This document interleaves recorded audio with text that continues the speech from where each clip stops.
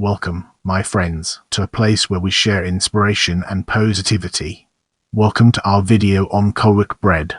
We're thrilled to have you here. Kolach or kalach is a traditional bread found in Central and Eastern European cuisines, commonly served during various ritual meals. The name originates from the Old Slavonic word kolo, meaning circle or wheel. Korovai is sometimes categorized as a type of kolach. In the next portion, we'll be immersing ourselves in the realm of etymology and examining its broader implications. The name slightly varies between countries, but its general meaning originally comes from the early Slavic root vocabulary that references the circular shape of the bread. Proto-Slavic kola, derived from kolo.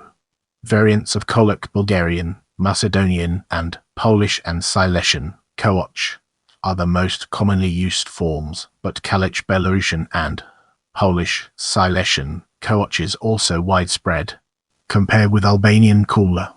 The nouns Korovai, Tarvai, and Kravai are not etymologically related to kolach, but are used as names for a very similar type of bread, one that can be savory or sweet. In some countries, such as Poland, koro is considered simply a more decorative type of kolach and thus used interchangeably with kołach. The names, and although of the same origin as kolach, refer to another pasteurized, differently shaped cake kolach as opposed to the sweet bread. In Poland and Serbia, kołach and kolo respectively are also used as the name for different types of cakes too. With the groundwork laid, let's now examine traditions by country and its connections to our previous discussions. Kolach and Korovai pastries, as well as the customs associated with them and the way they are made, share some similarities, especially across the Slavonic nations, but various differences exist between countries and even regions within each country. Moving ahead, let's uncover the hidden gems within Belarus and discover their significance. Just like in neighboring Ukraine and Poland, the kolach remains an important element of royal celebrations in Belarus, especially at weddings where it is known as and. The kalach represents hospitality, future prosperity, and respect. It is often decorated with various figurines and symbolic flags. Usually served savory, the kravai is sometimes dipped in salt. In this segment, we'll be unraveling the complexities of Hungary and exploring its multifaceted nature. The Hungarian kalach, pronounced, is a sweet bread very similar to brioche, usually baked in a braided form, and traditionally considered an Easter food. Until the end of the 19th century, the preparation of kalach was similar to that of everyday bread. The difference was in the shape and in the better quality flour used for the kalach. Nowadays, kalach is prepared from dough enriched with milk and eggs. It is baked in an oven or brick oven, sometimes directly on the stones of the brick oven or on a baking sheet. Kalach is part of the traditional Easter menu in Hungary, often consecrated together with ham in Catholic churches. In the Czech region at All Saints, unfilled kalach was baked, called All Saints kalach minden shentig kalsa, kalach equal beggar's kalach, which was given to beggars at the gate of the graveyard. Also, kalach was given to beggars praying at the graveyard's gate in Xalax to prevent the dead from returning. Giving kalach to beggars is the Christian form of the pagan tradition of treating the dead. With that being said, let's now move on to Poland. According to Sophie Hodorowicz-Nab, the first known documented record of a special bread called kołach or koro being served at Polish weddings, though today it can also be made for Doinki, Christmas or Easter, dates back to the start of the 13th century, when it was already a well-known tradition on Polish lands. Ethnographic studies from the years 1970, 1982, and 2003 showed that the custom of making kołach, Polish plural of kołach, survived, particularly in rural areas, throughout many regions of Poland. However, the specifics, such as whether the pastry was prepared at the house of the bride or that of the groom, varied across towns and villages. Some kołach come with fillings, such as white cheese and poppy seed, raisins, millet kosher, and dried plum. Sometimes they are topped with powdered sugar or poppy seeds. Although not always so, Kolach is often decorated, especially when served on special occasions, whereas kolo practically always refers to an even more lavish type of kolach with common motifs like a bird's nest in the middle surrounded by braids, ears of grain, birds, conifer cones, roses, floral patterns, etc. In 1903, Zygmunt Gloger wrote that the Polish kolach came in many diverse variants, most often made using wheat or rye flour, and he shared the view that the name kolach and rituals associated with the bread bearing this title had older roots shared across all Slavonic peoples. Within the Polish context, Gloger spoke of an ancient Slavic version of the kolach tradition that was for a long time preserved among the szlachta Polish nobility, who laid out the kolach onto the table, and the ladies gathered would then begin singing, clapping their hands, and rapidly dancing in front of the presented baked goods. Numerous regional types of sweet bread named kolach or kora have been registered within the database of Poland's Ministry of Agriculture and Rural Development. The ministry writes that the custom of Korovai making has been present in present-day eastern Poland, particularly in Podlychia, Suwałki region, Lublin Voivodeship, Mazovia since the Middle Ages, and is also celebrated by Serbs, Bulgarians, Ukrainians, and Belarusians.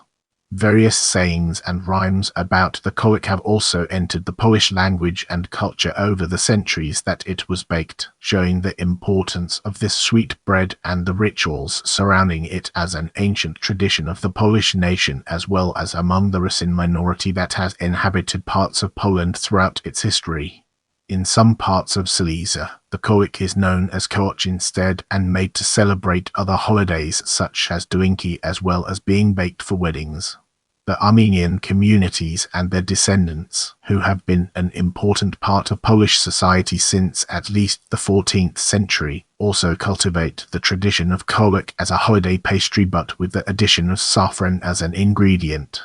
Now, let's shift our attention to Romania and Moldova. The traditional Romanian and Moldovan kolach is a braided bread, typically made for special occasions or holidays such as Christmas, Easter, weddings, and funerals. It is a traditional custom of Romanian rural society on Christmas Eve to gather in groups, to go in different houses and to sing colind, traditional Christmas carols. In some villages, they go first to the mayor's house, followed by the teacher's house, whereas in other parts there is no pre-established order. The families would then invite them into the house and give them different small gifts such as nuts, dried fruits, and kolos. The word kolach plural kolosy came from Slavic kola and ultimately from Proto-Slavic kolo circle, wheel referring to the circular form. The word may be cognate with chalawala and Greek. In this chapter, we'll be shedding light on Russia and its role in shaping our understanding. In modern Russian, kalach refers to a specific type of twisted white bread. Historically, kalach meant any kind of white bread, and before modern methods of grinding wheat came into use, white bread was classed as a type of fancy bread. Kalach usually looks like a circle, but one part of it is significantly thinner, and the other is significantly thicker. The traditional explanation is that the thinner part was used as a handle so kalach could be eaten even by workers who had no time to wash their hands. After eating, the handle was thrown away or given to the poor. Because only desperate people ate the handles that had been thrown away, this is thought to be the origin of the Russian saying go down to the handle, dojty do ruchi, meaning to experience a profound setback, to hit rock bottom. A man who made kalachs was called a kalachnik, which sometimes became kalashnik due to the sandy effect. Such a man's descendant might be given the surname Kalachnikov or Kalashnikov of the kalach maker. Our focus now turns to Serbia, an important aspect of our discussion. In Serbia, the kola, as the kolach is known, there is a traditional yeast bread generally considered a cake. As opposed to the welcoming and wedding ceremonies of Poland and some other Slavic countries, in Serbia the custom of baking and consuming kolach is used solely for the purpose of the Orthodox Christian celebration of Slava, hence the name Slavski kola. The parish priest visits the family to consecrate the kola and red wine, and to light a beeswax candle stamped with an image of the family's patron saint. The Slavski kola is a round, yeast, bread cake approximately high. Traditionally, braided dough is wrapped around the rim and a dough cross is pressed into the center of the dough, dividing the loaf into quarters. Each quarter gets further decoration, such as a Cyrillic C, which stands for Somos Logos Spinas Pasaba, meaning only unity will save the Serbs. Around the rim Cyrillic letters are placed, an abbreviation for Jesus Christ Conquers. Every baker has their own style of decoration.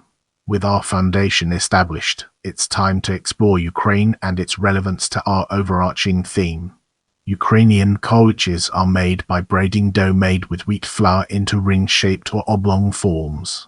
They are a symbol of luck, prosperity, and good bounty, and are traditionally prepared for Sviat Vecher Holy Supper, the Ukrainian Christmas Eve ritual, for births, baptisms, and for funerals. For Christmas kolach, 3 braided loaves of varied sizes are stacked representing the Trinity. The bread's circular shape symbolizes eternity. When served as part of Christmas dinner, a candle is placed in the center of the intricately braided loaves, but the bread can't be eaten until Christmas Day because observance of the Advent fasting requires abstaining from eggs until midnight on Christmas Eve.